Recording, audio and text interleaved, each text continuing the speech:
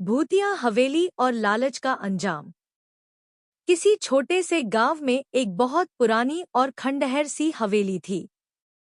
गांव के लोग कहते थे कि वहां भूत प्रेत का साया है और जो भी उस हवेली में गया वो वापस नहीं लौट सका।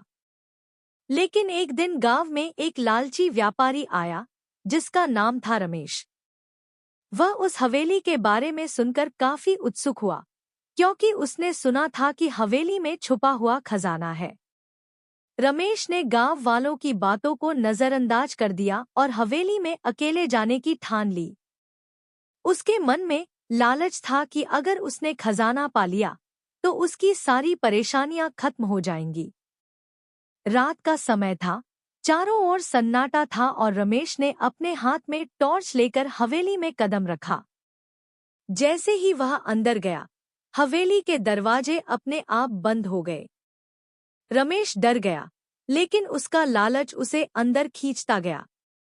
अंदर का माहौल बहुत ही अजीब था, हर चीज पर धूल की मोटी परत और चारों ओर अंधेरा। चलते चलते रमेश को एक कक्ष दिखाई दिया जहां एक तिजोरी रखी हुई थी। उसने खुशी खुशी तिजोरी खोलनी चाही, लेकिन जैसे ही उसने हाथ बढ़ाया, एक ठंडी हवा का झोंका उसके पास से गुजरा और उसके कानों में किसी की फुसफुसाहट सुनाई दी। यह खजाना तेरे लालच का अंजाम है, रमेश।